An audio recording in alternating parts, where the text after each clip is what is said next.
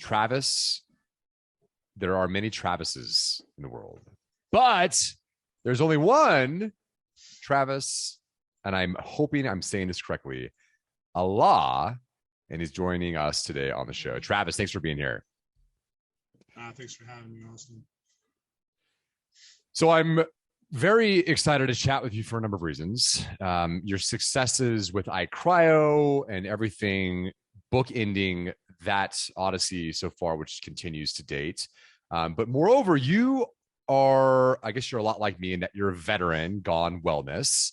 And so I want to start at your origin story. Now, I guess we could go all the way back to the days of SWAT, but let's get the audience contextualized in your backstory, who you are, maybe starting as you exited the service and then your story that led you to iCryo, and then we'll get into the iCryo story. Sure. I got out of the Marine Corps right around 2006, trying to figure out what I wanted to do there. And that led to managing some restaurants, service-based, being with teams and people and relationships has always been something that I thrive in. So hopped in there while I tried to figure out a purpose. And once you come out of the military, sometimes there's some easy go-tos, which law enforcement was one of those for me. So I was able to get into law enforcement pretty briefly after being discharged from the Marine Corps. And once I jumped into law enforcement, I found some niches pretty close, pretty quick. I spent about 2 years on the road and hopped into SWAT and Honor Guard and some other specialty units, and kind of took off from there. So I spent most of my career doing SWAT, undercover work, some hostage rescue, active shooter, training, firearms instructing, just kind of wanted it all, right? Everything you see on movies, really wanted to just highlight that part of my life to leave no stone unturned, leave nothing on the table as far as accomplishments and abilities in that space. I've kind of led my whole life that way. Go big or go home. Do everything you can possibly do. If there's an elite version, go do that. Just like with the military, everybody told me the Marine Corps was the hardest one and you couldn't do it, so that's where I went. You get in law enforcement, SWAT's the next small group to hop into, so you got to go do that. So thrived in that environment, very easily coachable, very easily duplicatable with things. I'm not one to figure out the 80%. I can figure out the last 20%, polish things and communicate it to people. So it worked well in the SWAT environment, being very calm and under pressure, and being able to communicate things clearly and efficiently to a group of people and getting them to all follow the same mission. That was a very easy thing for me to learn and really kind of perfect. As I got further into that career, though, it's kind of a young man's game. So running and gunning and knocking down doors, your first bad day is your last day. And I was fortunate enough between the Marine Corps and about 10 years in law enforcement to still have all my limbs, and wanted to take advantage of that, not take it for granted. A lot of things in that career can give you perspective in life. And I got a lot of perspective. Decided I wanted to switch things up and have a family, had a daughter on the way. Wanted to make sure that I had a legacy, a viable future for a legacy. And law enforcement just wasn't that for me. It was a very fulfilling thing for me. Right? If I'm all about me and my team, then that was great. But it's not a very conducive life for a family or fatherhood, really, in my opinion. So that led to me wanting to come back home to Texas. So this previous life was in the state of Maryland, the DMV area. Got back home to Texas, took some time off, left law enforcement to try and figure out what the next step was. Long story short, that ultimately led to me following a path leading to sales and business as well as faith, building my ability and confidence in building teams and sales and getting closer to God and in my faith and fellowship and relationships. Jumped into sales, excelled. Real easy to work in an environment where everything falls on me. So in sales, I was commission only most of the jobs I did there, and that relies on my ability to just produce and execute. And the military and law enforcement, they're really good at teaching you that, right? Figuring out what works, just go execute, no excuses, just get it done. But what they're also able to do is teach you how to do that with a group of people, and lead from the front and build those around you to be able to do that as well. So as I did well in sales, it still wasn't fulfilling enough for me because, again, it was a me game. It was all about my commissions and what I was taking home. And a lot of those sales environments are about what have you done for me lately and who's the top salesperson. It can be very competitive, but in a cutthroat kind of way.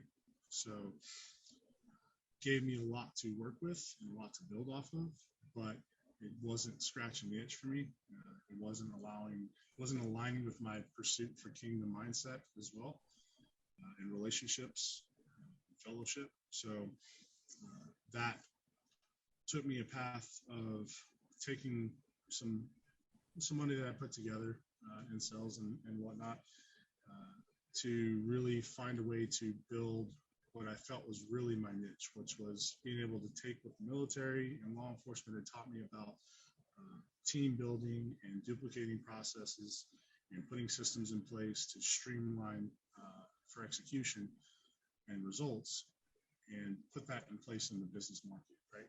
So along that road, I found a franchise called iCryo, which was actually founded by a good friend of mine. So I knew the ideology of the company, I knew the relationships, what the core culture was about. So that was an easy decision for me. I spent most of my life just following relationships. And what I really saw was an opportunity to take a model and figure out how to polish it and build a team around it. And with franchising, if you're really going to do it and do it well, it's not about one location. It's about multiple locations, right? And in order to do that and scale properly, you've got to be able to put systems and a model in place and be able to duplicate that and scale it at a good pace if you want to be successful. So it gave me the opportunity to do that, and was very excited. Also centered around wellness, serving people, gave me that servant leadership niche that I was really looking for. You're a bit of a paradox in that, from an appearance perspective, you look like Hercules that rips heads off of torsos and is a former bar fighter or whatever. But you're the opposite in that my impression at least is that you're extraordinarily selfless, which is going to feed into this team building discussion that we'll have momentarily. And you also clearly have a preoccupation with justice, which, thank God, because the world needs more of that, and the execution of justice in the different ways in which you've participated in that domain through SWAT, undercover work, and the rest of it. And so I'm wondering if I might be making a bit of a stretch here in my, I don't know if it's psychoanalysis or what it is, but I couldn't resist asking, that there's some parallel between you have this itch. It's not, I don't think you don't just, well, you do in part, but I don't think the high octane impulse to gravitate towards kicking in doors was the real motivator for your doing that, in Kandahar, wherever you might've been during your time overseas and with the Corps. But I suspect that it was actually this impulse towards justice. So here's the question to you and the observation of a potential parallel. Is it the case that there was a A yearning for justice in all different facets of life that you can impact? And then B, did you find that potentially, and this is where I might be breaking down my parallelism here, is that because the majority of people lead these lives, I'm quoting Thoreau here, of quiet desperation, which a large part of that is the product of their poor health, that you've essentially uprooted that yearning for justice and then placed it in the domain of wellness to where you could propagate the injustice, if you will, of people not living optimally because their health was holding them back. Is there something there, or am I completely off? You're not completely off. I think there's some threads of commonality there. I'll start by kind of going back to where you initiated of the rough exterior. I definitely have led with that for quite some time, and haven't always been about serving. Been about serving myself for the majority of my life, to be completely honest about it. And where the shift happened that might, I think is going to tie into what you're asking here, is for most of my life, it was all about who I thought I am, right? Versus there became a shift right around 2019 to where I started focusing on more of whose I am, right? So the impact that can be made when looking at things through a servant leader perspective versus self-serving, right? And that's quite a big shift. And you know, I'm very unapologetic about it. It's all faith-based. It's all about being a good steward of the opportunities and blessings that have been given to me, and furthering the kingdom in that facet with the talents that have been given to me as well. With that came, how do I feel best able to do that, right? So I can take these systems and this ability to lead people and bring people together and team morale and streamlining communication, but in what marketplace, in what area? Serving people, for whether it's serving your country in the military or serving your country as an officer and serving your community and things of that nature with crime and what have you, that's great. But how do you really make an impact? In my mind, there's lots of different ways. And for me, that purpose became pretty clear that we kind of get caught in this hamster wheel of life of just racing through the day, focused on the next post, the next paycheck, whatever. And we're getting away from really focusing on ourselves, which does come back to wellness, right? Like, how are you taking care of yourself? We hear about all the time, self-care this or self-care that. And sometimes it can just be trendy. But really, if you get down to the core of it, God put us on this earth to do great things, and He gave us a great body that can take care of itself. And people forget that, right?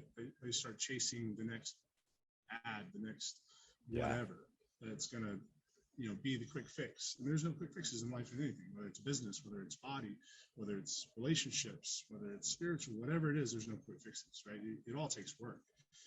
Like my pastor says all the time, you got to choose your heart, right? It's hard to be fat. It's hard to be in shape. So just choose your heart, right? Yeah. You can apply that to everything. So for me, I found that I had a very good network and attachment to the wellness space, and it was really gravitating to the purpose that I felt like I needed to jump into, right? So I have a passion for it, but my gift is also relationships and people. So being able to connect with people on their journey to wellness, which is so much more than weight loss, right? You're talking inflammation and how that's affecting your day, different pain points. Everybody's got a story, and being able to listen to that and figuring out, well, how do we holistically fix this for you? Not looking for quick fixes, not looking for medications and treating symptoms, which is where the world has gone. We know that. But how do we listen to you as a person and connect with you to be able to give you options to essentially hack your body, biohacking, right? to let it do what it needs to do. And that transformation is so much more impactful to a person that all the other areas of their life feed off it, right? Financially, spiritually, all of it, right? So yeah, it just something about the space just gravitated my ability to serve people in a way that I feel like I've actually been desiring to serve people. Nothing against serving the military and law enforcement. That was a big chapter of my life, and it got me to where I'm at. But this was an area that I felt was the next calling for me to serve people in a completely different way and bring something to the marketplace that I don't think has been there. And talking with other franchisees and coaching and consulting when I'm doing that, like, it's clearly not there. And that's just the team aspect of trusting, building, and making it efficient to let it run in autonomy, and then just enjoy the wins as a team versus as an individual and as a business owner. Yeah, if that answers your question. It does. Yeah, certainly. You're striking me as one that has cracked the code of purpose, and I guess I'm citing two different ideas here from two different authors. One is Viktor Frankl's Man's Search for Meaning. The other is borrowing from, it's either Stephen Kotler, I think he's the guy that studies flow, maybe not him, Daniel Pink, who talks about the three things, and some would argue there's five things, but let's say the three things that employees, we people, everyone, employers, employees, whatever, doesn't matter, founders and the rest of it, want in the workplace, which is mastery. So give me a path to master something, whatever it might be, my craft. The second is autonomy. So let me do my work and get off my back. And then third is purpose. And that dovetails into Man's Search for Meaning, which is like the ultimate book on searching for meaning, right? From Viktor Frankl and his time in Auschwitz and the other death camps and Nazi Germany, and I think Poland as well. And he basically concludes that there are three ways to add meaning to your life, which enriches your life. So he's a contrast to Freud and these others that talk about the will to power, Nietzsche, or the will to whatever Freud spoke about, something carnal. But for Frankl, it was the will to meaning. So that's where logotherapy comes from. And I think that there's a dearth of attention being placed in corporate America, for sure, I would argue, via this great flattening, which is another topic, where everything's becoming gray and there's no personality in corporations these days, it seems like. But there's this ignoring the employee's need and yearning for purpose. And you found that, right? A lot of these tools that you and I learned in the military, because I was in the Air Force Honor Guard, active duty as well, so I know that intimately. It instills this ability to find your own meaning and purpose, and those are intertwined. So I want to laser in on team building today. So listeners, viewers, if you're on YouTube or TikTok or wherever you might find this video, this is going to be the TED Talk of team building. Okay. I don't think people understand. Travis is, I'm not going to flatter further. Travis is a rock star. So what I want to do is, before we get into team building discussion, or the discussion on team building, to me, it seems exceedingly obvious that there's something upstream of team building, which is self-building. Because if you are not capable of leading a team, no less building one out, developing it, you can't even get off the starting blocks. So I think the way we can orient this conversation is we'll spend some time on developing the self, whatever that might look like from your experience, and then how that then parlays into team building. And I'm assuming a big part of the team building piece will be helping your team derive meaning. And I think maybe the simplest way we can do this, unless you have another approach here, would be to leverage Nassim Taleb's idea of via negativa, which is this concept of, I think via negativa is Latin, I might be butchering this, for by way of removal. So this is borrowing again from Charlie Munger's idea of it's easier to avoid stupidity than seek brilliance. And so maybe that's the lens we could see all this through is what do I avoid doing, or what do I remove as I build myself that will then allow me to build my team and then ultimately help my team find purpose. So any observations on the first step of this ladder, let's say, which is building yourself into who you are today? Because there's presumably somebody in the audience that's like, I'm not a Marine, former Marine. I'm not kicking indoors. I don't have an AR-15 on my wall mounted. I don't know, where do I start? So what are some observations on the building of the self that you've seen? Sure. So that's one good thing about social media nowadays, right? Is if you don't know who you want to be, there's somebody out there emulating part of it, right? And maybe it's one person that's emulating exactly the journey that you're trying to take, you want to take, or maybe it's an amalgamation of 5 or 10 people. But the number one thing is figuring that out. And sometimes that's as easy as figuring out what you don't want to be, right? Right. And you can start there. You can write down, I don't want to be these things, right? And then start working it backwards to figure out what you want to be.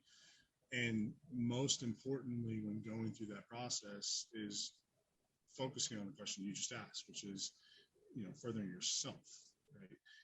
Yourself is the only person that should be getting input on this. You shouldn't be wondering, who do my friends want me to be? Who do my family want me to be? So on and so forth, right? It's figuring out who do you, because otherwise it's going to fall apart, right? If it's not concreted in what you actually want and your beliefs as a person, as an individual, it's gonna fall away.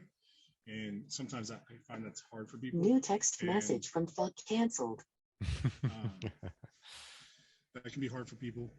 And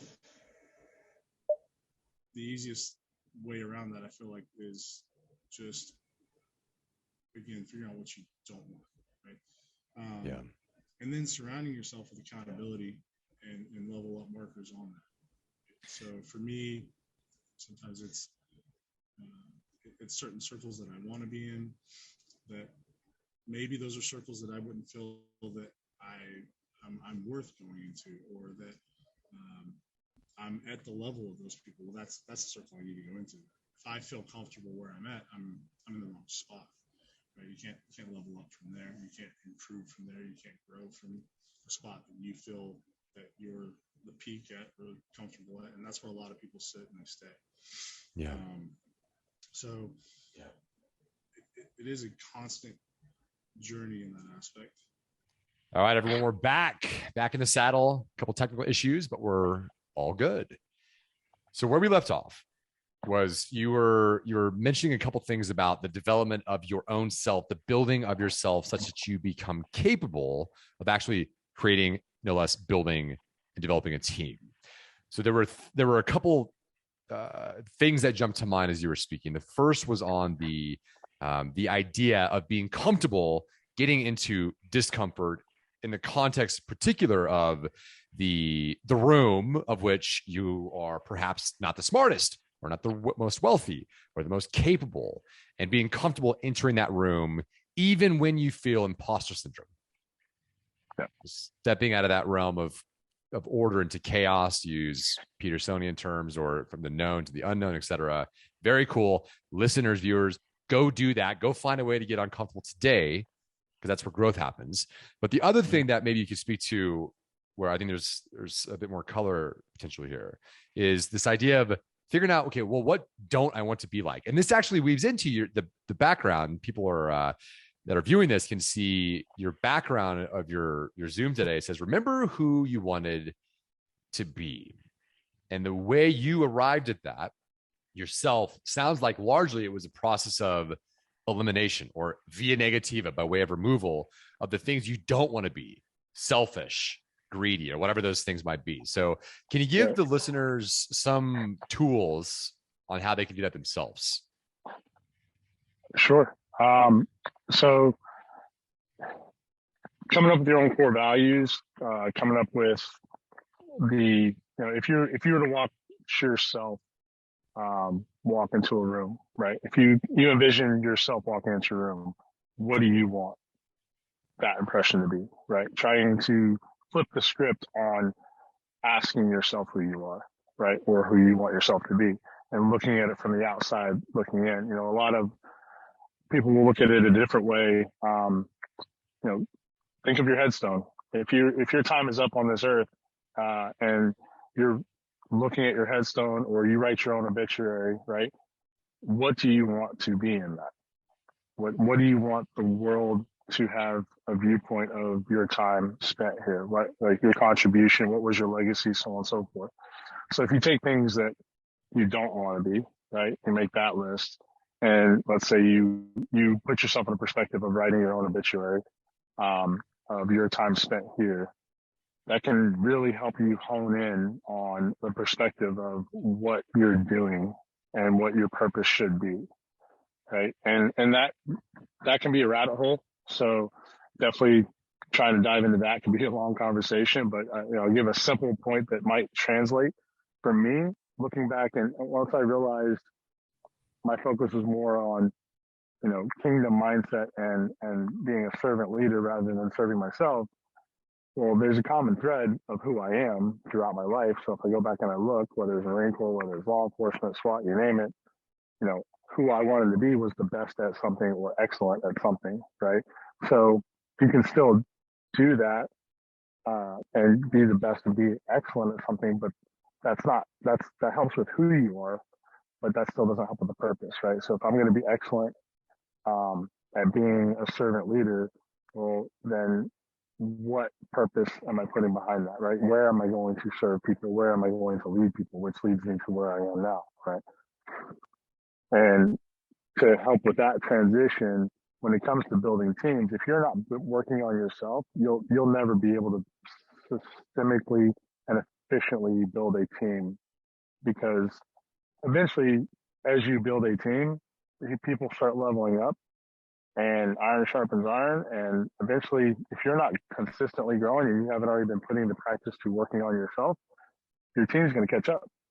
And then businesses fall apart, teams fall apart, because the leadership is not there anymore, because everybody's gotten to that level and there's nobody else to follow, right? So if you're not, you've never arrived. Self-development is never there's never a finish line, right? Yeah. So that definitely is important to consider when building teams.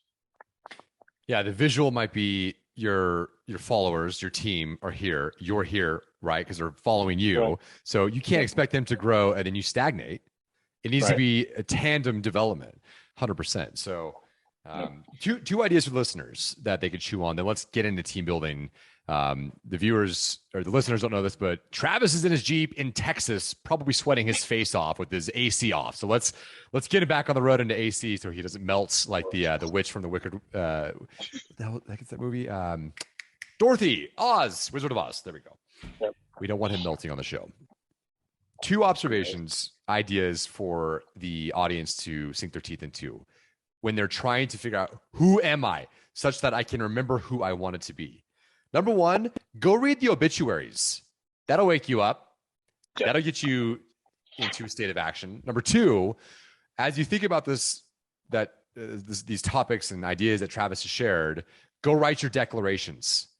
And here's the form. Here's the structure. I am, boom, whatever that might be, a powerful, infinite creator capable of changing the planet and leaving my dent in the universe, whatever, blah, blah, blah. And then read it daily, hourly, whatever it might be. Okay. Team building. Talk to me. Where do we start? What doesn't work? What works? How have you gone about this for yourself and your teams? Sure. Well, let's get the biggest struggles I find out of the way first for most business owners, and that is giving up control. If you're going to go into building a team, you got to go into it with the mindset that you're not in control, right? You might have a head coach, right? But wide receiver's nothing without a quarterback to throw to him. A quarterback's nothing without a receiver to catch it. The kicker's needed to score the extra points. It takes a team. And what I find a lot in especially in small business is business owners get in and they become the ceiling, right?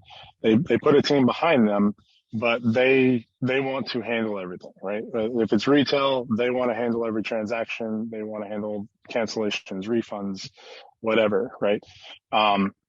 And the most successful way I've found in coaching people in this or doing it myself has been go into it knowing it's going to take time to build a team, and it'll probably take twice as long to get to the end game, but it'll be effective, streamlined, and sustainable on its own, right? So say, for example, if you're opening a wellness center, like myself, and I want to do 100,000 a month, well, if I run it, I could probably get it in 3 months doing 100,000 a month. If I build a team to do it, it might take 6 to 9 months, but the team is doing it in autonomy, right? And setting those markers in place and setting real objectives of what you're actually trying to do. If you're trying to build a team, then figure out what that's going to take. And that's going to take different personalities, right? Things like strength finder tests can be helpful, figuring out what their personalities are needed, because you can't duplicate yourself. And so many people will try, but if you were able to duplicate yourself, they wouldn't be working for you, right? They would have their own business. So set the metric of what you feel's obtainable. So for me, you could say it's 60% or 80% of the production I would expect myself to do. I set that for, my high level leadership, and set that mark and set that expectation for yourself so that it's obtainable for them, and allow them to fail forward. Translatable in my industry, maybe I know that we could do 100,000 this month, but I see them heading the path of 70. Well, I know I could step in and get us there the last 2 weeks up to that 100, but it's more important and much harder to stay back, allow the coaching, and allow them to fail forward and hit the 60 or 70K a month, coach and learn to make the next steps the next month, right? It's the age old concept of you can give a man a fish or teach him how to fish, right? And that's the biggest hurdle I find most business owners going into their business. They want to work in it rather than on it, and they want to handle all the fishing. Yeah. Interesting.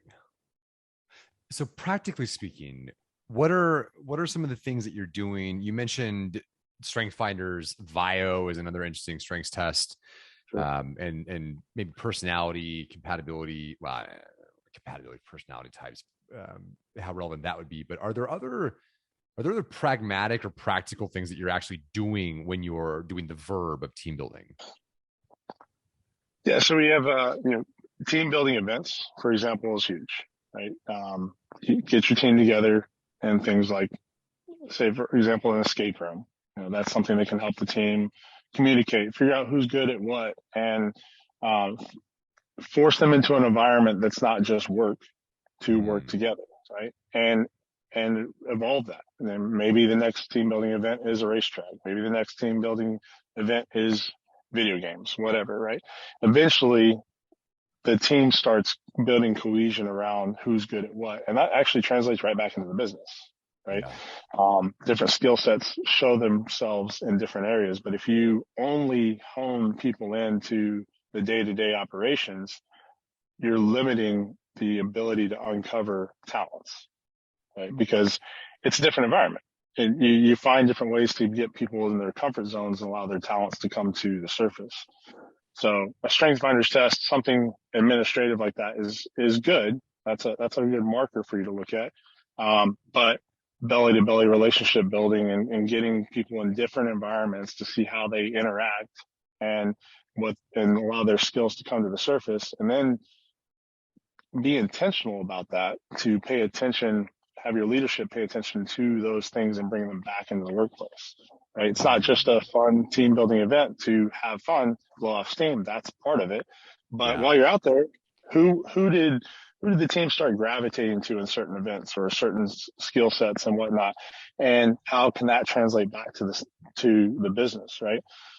There's different niche kind of things within each business that doing something as simple as an escape room or playing putt-putt or whatever, you can find the way certain people will follow others in different environments, and you can find a way to translate that back to the business. 3 years ago, I took the Artemis sales team to go hike the incline in Manitou Springs, Colorado, which is 2,200 steps, 2,700 foot of elevation gain in 0.8 miles. And that was a heck of an opportunity to see who has leadership qualities. So who's going back and forth and checking on the team? Are you dying? Are you okay? Who's struggling? How do they struggle? How do they endure suffering? And I never thought to parlay that onto the business as well through observation, seeing, okay, well, who was just a natural leader? What qualities surface during a proximal environment where you can't really like test for that? You have to observe it in the lab, so to speak, of an escape room or a hike or whatever. It's a very cool idea. And I don't think people do that enough, going to ropes courses or whatever that might be. And you can do it in so many different levels. I mean, something as simple as getting involved in the chamber, which most small business owners know you need to be involved with the local chamber of commerce or different networking groups. And a lot of times they'll put one person in charge of that, right? Like, hey, go to the chamber meeting. Well, why not take the whole team to different chamber meetings and different chamber events? You'll find that will help boost your team's confidence in talking about what you do, right? Yeah. Whereas if they're in center, if they're in let's say you're in retail and they all stay in the business, you'll have your certain leaders that are best at communicating, and they'll always lean on those people. But if you throw your whole staff and your whole team into an environment of like networking or the chamber, and they all have to talk to people, well, now they all have to learn those word tracks, and they all have to work on that relationship conversation, and that builds confidence that translates right back into the business, right? So it's always thinking outside the box instead of just the four walls that you have, and forcing in a good way the whole team to get out and grow, find the comfort zones and exploit them. And clearly this is working. You know, generally you could argue that correlation is not causation, but from the stories that you were sharing before we hit record, our conversations past, you take these franchises that are suboptimal in performance, you do your team building work, and you produce these monster revenue figures. So it's very clear that the act of team building, I'm sure there's some other variables, maybe you're just being there and what have you, but certainly the team building seems to be a linchpin in the spawning or spurring of what seems to be exponentiated growth from a revenue perspective for a lot of these franchises that you're working with. Yeah, no, absolutely. Building a team, having the morale, culture is great.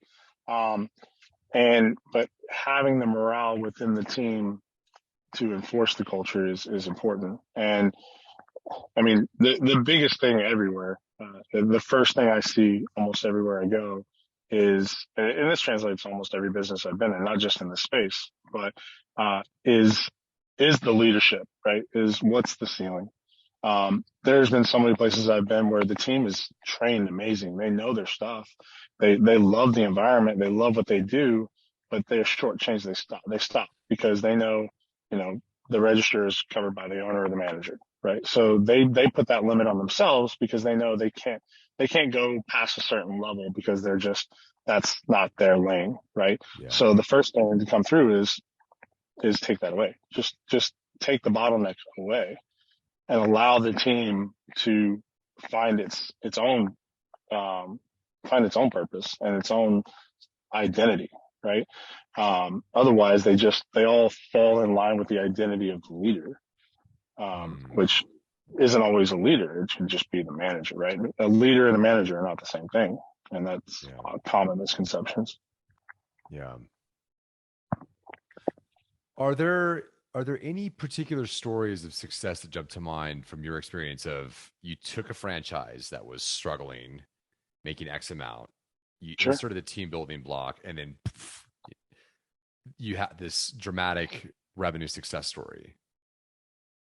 Yeah. So I can think of one location last year, actually, where I was able to have the opportunity to go in with their team, and there's just a few of us. The location was averaging about $46,000 a month. And we went in, spent 3 days in that location. And all we did was work on, we made some aesthetic changes and a little bit changes on systems, but really it was empowering the team, figuring out who loved what kind of services and what have you, and just boosting and empowering them to really embrace taking charge in those areas. And then embracing the team to boost each other and kind of cheerlead each other on. In this specific location, the ownership was very hands-on, for, I'll say kind of micromanaging. And everything bottlenecked, at the ownership. And so the team, again, they only ran half the race. So removing that piece, which ultimately what we did there was we just asked the managers or the owner to leave for 3 or 4 days basically and let the team work together and figure out who's strong at what, different services, whose confidence levels were where, and force them to lean on each other and kind of work in tandem on certain things. And, some sales that would normally be a 1-person consultation became a 2-person trade-off deal, working together of, hey, I know this modality well, you know that one well, so I'm going to hand off when we get to that and go back and forth. And long story short, energy level went through the roof in a matter of 2 days. That location ended that month, which they were on pace for about 45. They ended that month, which in the last 2 weeks is when we were there. They ended at just over 60. And the next following month, they did 102. So more than doubled revenue in less than 60 days. And the only tweak was taking the bottleneck away and giving them the motivation and authority to embrace their passions and their own identities in the job that they love doing. Getting the right people on the right seat of the bus. Yep. That's life in general, right? This is something I really latch on to. My pastor says all the time, you get the right people in the right place at the right time, the right things happen. And you can translate that to anything in life, translate that to business, relationships, you name it. But yeah, a lot of it comes with being intentional on the growth of people, but then giving the trust and leeway to let that growth develop and let them work out those problems, right? It's no different than raising kids. Anything in that space. If you try to make people do it your way, you're just going to limit their growth, right? So, well, we could talk for hours. However, you're literally in the Texas heat in a Jeep. I think your car's off, so your AC is not on. You must be dying. Oh, you're fine. You're also a tough guy, so of course you're going to say you're fine. Why don't we do this? I want to be sensitive to your like melting in the Texas sun. Sure. We can have another time to have you on, certainly, and I'd love to do that. But why don't we do this? Because I know you do help franchise locations. I don't know if you're doing any work with non-iCryo franchises. Maybe you're not. But do you have any sort of client type that you work with personally in any domain that's related to this that you'd want to plug here? So I do. I consult and coach in business all across different platforms, different small businesses, entrepreneurs, solopreneurs, you name it. Really like helping people find their purpose and further their kingdom mindsets and their servant leadership. I wouldn't say that I have a limited clientele by any means. I have a name and reputation in this franchise model that I've been able to develop. Fortunate, really, it's not even me, it's the team, right? But I would say anybody that's entrepreneurial or solopreneur that's just finds himself in that growth space of a plateau, trying to make it to the next step. I love having those conversations and figure out how to cut the anchors that are holding them back. Sometimes that's the people closest to us, family, friends, the circle that we're in. But whether it's a small business owner that's just hitting a plateau in their business and feeling like they want to give up. I have a client right now. She's been doing business for about 2 years, and her business is very successful. The margin's just not what she needs it to be as far as sustainability. So working with her right now on how to scale that and make it easier for her to remove herself and allow her team to grow. So whether it's an entrepreneur wanting to take that next step, or my biggest niche, I would say, if I had to put a fine point on it, is the business owner that's just beat down of feeling like they've really just bought themselves a job, and helping them figure out how to build their team in a way that they can start pulling themselves out and work on the business rather than in it. Love that. Cool. Sure. Well, where can the audience connect with you if they want to do so? Well, probably the easiest way, in all honesty, is probably just go to my Instagram, which is just _ Travis Ála. So TRAVISALA with an underscore right before it. Cool. I'll put that in the show notes for everyone to click through to. And again, I would hold you hostage here, ironically, but you are dying in the Texan sun. So you are dismissed. Thank you for doing this, Travis. You're a rock star.